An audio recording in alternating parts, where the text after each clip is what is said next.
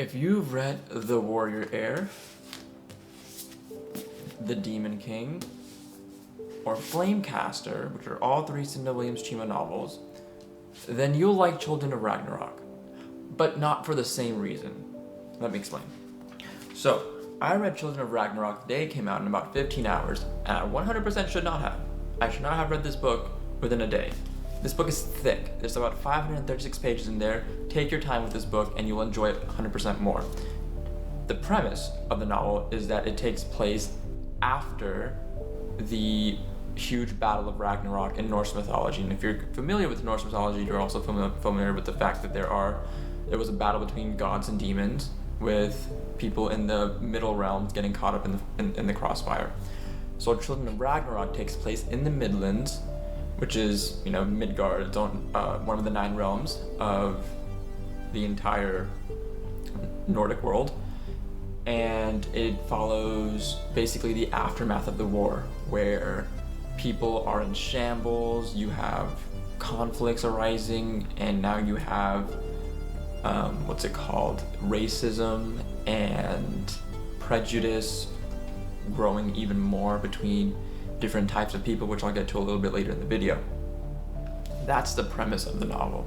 But what I will say is that this novel is different from those first 3 that I just talked about. Cinda Williams Chima does not write this novel in the same way she wrote The Demon King, which is my favorite novel.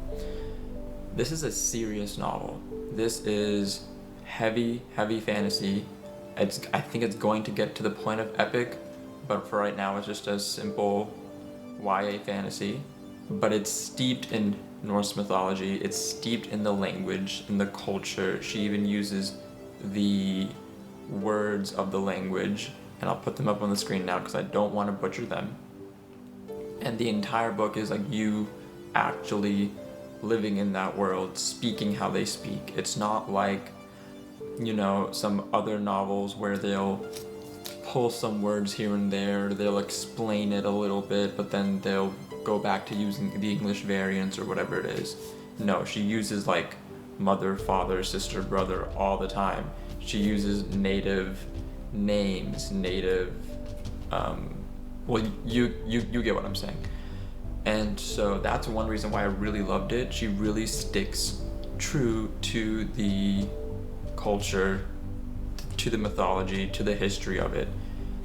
Now, if you're wondering if the gods have a place in the novel, as of right now, they did not. They are referenced in the novel, but they did not have a place in the novel. So this is not, and another reason why I like this novel is because this is not another retelling of Ragnarok or another retelling of Thor, Odin, Loki, all those stories, right? It is its own story inside the world, but its own completely different story that takes place after Ragnarok.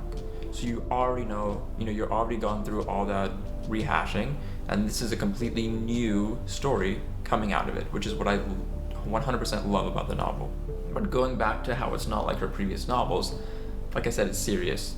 There are still a lot of the same parallels that you can pull from this to her other novels, but at the same time, not as lighthearted. There's not like a lot of comedic factor in there like you saw in Warrior Heir and Demon King, which are kind of how they are. Flamecaster series, the Shadowed Realm series got a little bit more serious also. But this one, I did not feel that same, wittiness from the characters. I did not feel that same lightheartedness, that same this is going to be a fun ride kind of story. This is more so kind of strap in, open, turn your brain on and just go. That's kind of how it felt. Before I get into the meat of the video, you know what we have to do. We did it last video, we're doing it this video. We're bringing in the book facts. This way, here. So let's talk about the book facts real quick. So the title is Children of Ragnarok. The author is Cinda Williams Chima. The genre, young adult, Norse mythology, fantasy. You can call it fiction, you can call it epic fiction, you can call it whatever you want. I do think this is still a YA, but it could, because they are in their late teens, early 20s kind of thing.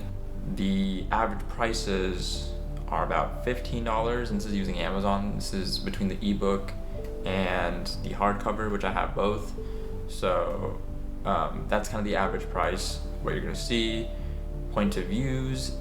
So it's actually third person limited, and you only have about 2 point of views in this story. So you have Eiric, who is the main male protagonist. You have Liv, who is one of the female protagonists, and then you have Reginn, who is the other female protagonist. But you really see the story through Eiric and Reginn's perspectives. I don't think you really went through the story with Liv's perspective, but I do call her a protagonist. I don't think she's a supporting character. I think she's one of the main 3 so far. And then it's third person limited, similarly to how kind of Atlas Paradox was, where you're going through the world with a top-down view centered around the main character, but it's not using the words of I and me, it's using the words of Eiric and he.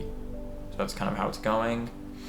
Number of pages, 536, and that's in the hardcover. The reading difficulty, I put this at a medium, mainly because you really have to get used to the way she talks about the world, the words she uses. If it wasn't in English, I didn't know it half the time. And you really have to kind of get used to training your brain to read the words, read like the Scandinavian words. Like, I'll put them up on the screen again, but her using the familial terms like mother, D-I-R, or father, D-I-R, sister, which is S-Y-S-T-I-R, I believe, and then brother, which is B-R-O-D-I-R. So you have to get used to reading those things as you would, and you can just read them as brother, sister, mother, father, but at the same time you have to kind of get used to training your brain to catch those things. And on top of that, it's not a novel where you can just like sit back and let things happen. You kind of have to piece things together as things are going. And if you like that kind of thing, great. I just don't think you can just jump into it. It's not a cozy fantasy read. It just isn't one of those. It's not a lighthearted, cozy read. You can snuggle up and just like kind of zone out and read a book. You kind of have to pay attention a little bit during this novel, because it is a longer novel. And once again, the words that I did not understand. If it was not in English, it was a struggle. But is there a world map? Yes, there is, and I love it. It's so nice. There weren't not any sort of like portraits or graphics, or actually there were graphics. So each chapter had its own little like kind of wavy graphic, and the same kind of waves that are on the cover of the novel, which I really enjoyed. And then just a couple of content warnings just to put out there. There are heavy scenes or heavy themes of death, slavery, torture, and murder. And then there's moderate domestic abuse inside of it. So if you are concerned about that, just please make sure you are careful when reading this novel. I, for one, am very sensitive to domestic abuse, not because it's happened in my life, but it's just because it's just a theme that I'm very sensitive about. So kind of going through that part of the book, I had to kind of, go through it a little bit slowly and everything. But that's the book facts. Let me know in the future if there's any other type of information that you want about a book on the book facts display, and I will bring it out. Next, we're gonna get into the review. Let's start with talking about the book cover. So it is very nice, very graphic. It's not like the other ones, which is always nice. This basically kind of takes you through the theme of the novel. You have the runestone at the top to signify the runestone saga, and the emphasis on runestones as the magic system, or as a significant part of the magic system in the novel. Then you also have kind of the storming, you have the ship, you have the raging waters underneath it to signify the emphasis on sailing and adventure and traveling inside of this novel, because it is based on Scandinavian mythology. Therefore, it's gonna be a lot of sailing, ships, all that stuff. I originally saw this and I was like, oh cool, it'll be like a nice fun little novel of like Norse mythology retelling, all that stuff. No, don't let the word children fool you. Don't let the graphic fool you. This is not a children's novel. This is a serious, not retelling of Norse mythology. It is a post-Ragnarok story, completely new of what happens after Ragnarok. So don't let the book cover fool you. This is serious. We are in serious waters here. You see what I did there? You see it? So, Children of Ragnarok takes place in the Midlands after the events of Ragnarok, which is a battle between the demons and the gods, and almost all the 9 realms are included. And at the end of it, the 9 realms are separated, and each realm is left to fend for itself without really a connection to the other. So we're in the Midlands. We're where the humans are, basically. This story is about conflict between magicians and non-magicians. It's a story about adventure, new lands, but that's about it. The plot itself was a little bit slow, but that's because I feel like this is going to be a novel that's in Aleem's Chima, kind of spreads over 4 to 5 books. I don't think it's going to be a trilogy. I don't think so. If she's already said it's a trilogy and I missed it, I'm sorry, but I don't think it's going to be a trilogy. It's the plot was way too slow. The pacing was way too slow for it to be a trilogy. She really tried to dig deep with the details, dig deep with the storytelling, to where you were kind of, it wasn't like a very fast aha, boom. It was like what's this? This is one detail, this is one detail, this is one detail, this is one detail. 5 details later, boom, plot point. Small plot points along the way, as opposed to build up, climax, go down, build up, climax, go down, build up, boom, heavy fight scene, go down. It wasn't really much things like that. There was a nice little Game of Thrones, Red Wedding kind of parallel at the end of the novel, which I was like, ooh, seen this somewhere before. I've read this somewhere before. So the story picks up when we see Eiric as a child, and his father, who's a sailor, and his grandfather, who's also a sailor, come back from an adventure or an excursion or a mission, and they bring along a little girl. His father, Eric's father, tells his mother, this little girl is my daughter. From now on, we are taking care of her. The mother wears the pants in the relationship. She said, hell no. Father said, please. She said she can only stay if she gives me her magical necklace. And we will not call her Haydn, which was her name. We will call her Liv. And that's how Liv became the adopted sister of Eiric. Fast forward 10 or so years. Over those years, Eiric's family is dying one by one, up until Eiric, Liv, and only their half-brother are left of the family. Now they do still have their family farm. Their family farm is very special to them, very special to the family lineage, and Eiric does not want to get rid of it. He does not want to lose it. So Eiric makes a deal with the new Jarl of the town, Jarl Rickard, to then go on an adventure for Jarl. Basically, Jarl Rickard said, travel to the academy at the Grove, travel to New Jotunheim, find these golden pieces that I'm looking for, and I will keep your farm within your family. I will not possess it. Your farm will be fine. So that's how Eiric and Liv set off on their adventure to find New Jotunheim, which may or may not exist. No one's ever been there. They just heard of it in their travels. They're wondering, like, this space on the map that nobody knows where it is or where it comes from. What is that? It might be there. So Eiric, with his pretty good sailing and navigation skills, sets off on an adventure to find New Jotunheim.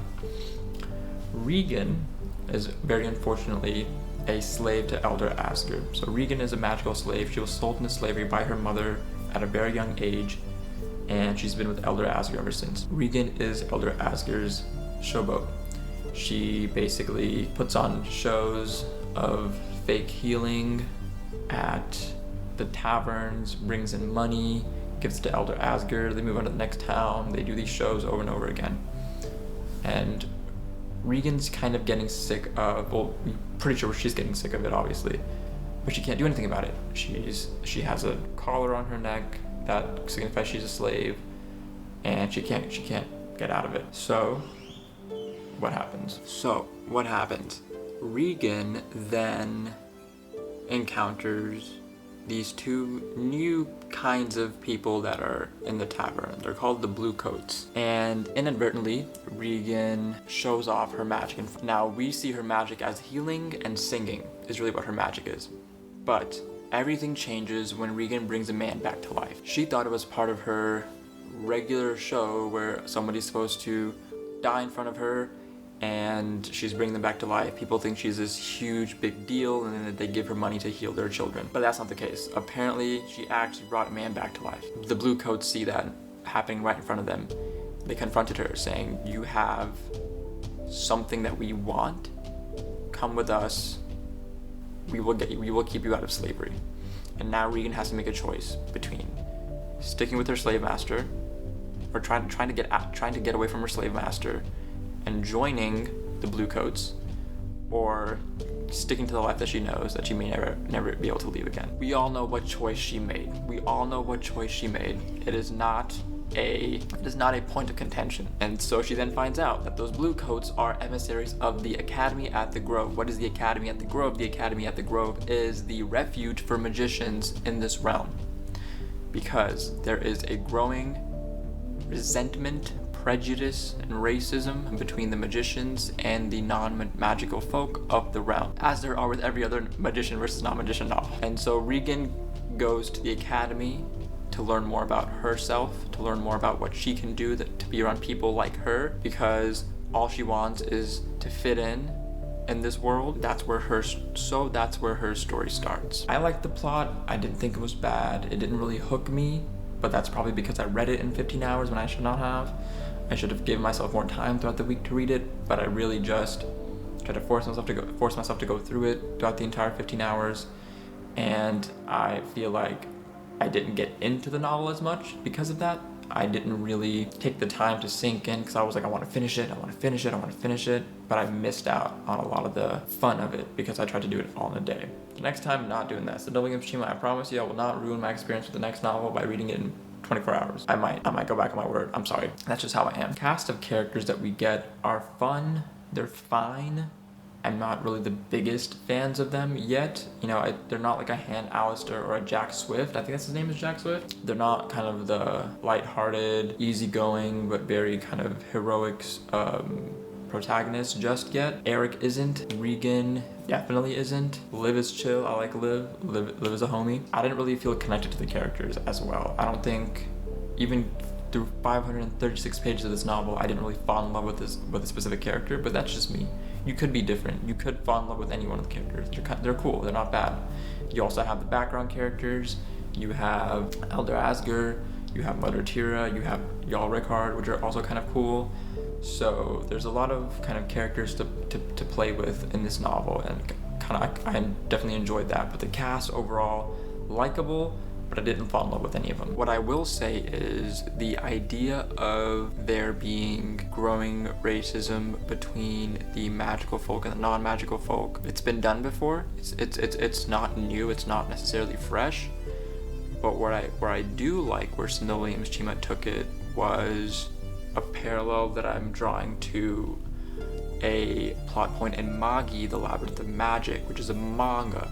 So in Magi, you have a country called Magnostadt, which is a country of magicians, where magicians can go to thrive and be free from the tyranny of the rest of the world. Now, Magnostadt is all pretty and very happy on the outside, but that's because deep inside its caverns and underground and its tunnels, it has a system of enslaving, quote unquote, non-magical people who then basically give their life energy to power Magnostadt. Magnostadt only exists because it's sucking the life out of its underground dwellers. And in that respect, there's a very similar thing happening in New Jotunheim and the Academy at the Grove, where there is some life sucking going on. And when I figured that part out, I was like, oh my god, whoa, that was a point that I did not expect to happen in the novel. I also did not expect to have another red wedding happen in the novel, because that is when I stopped watching Game of Thrones, because I was like, stop just killing people all the time, damn. But in this novel, it's just people are just dying left and right at the end of the book. So it was a crazy ending. So to go back to the point, there is the general, or the already done racism between magical, or conflict between magical and non-magical folk, but this is still a great story using that. Now, this story does take place in the Midlands. You don't really get much reference to a lot of other realms in the story, except for Muspelheim, usually. That's because it has a slight significance to the story. But I do hope, going forward in the other novels, that we do get to travel or see the other 9 realms. Because what's the point of having 9 realms when you're only stuck in using one? So Untitled Chapter, please take us to the rest of the 9 realms. this is my humble request, take us to the 9 realms. I do want to dive a little bit deeper into the power system real quickly though. So the power system is based on the idea that when the gods left the world, or when the gods died out and the 9 realms were separated, so the magic went with them. Their old magic, their old very strong magic is nowhere else to be found in the world. It's like a died off language, like Latin, and you have this resurgence of new magic, which is a diluted form of old magic coming about. New types of runes, new kind of skills that kind of go along with it, but it's not as strong as the old magic. And so a lot of what the Academy of the Grove is trying to do is figure out, how can we protect ourselves? We need the old magic back. We need these old runes, but we don't know how to read the old runes.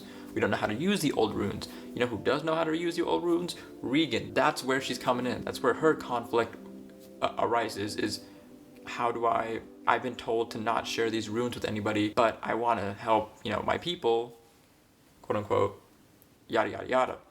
So the magic system, in a sense, is deep in that respect, where there are runes, there's a language associated with it, there is an old and new variant of it. The type of affinities that you have are kind of everything.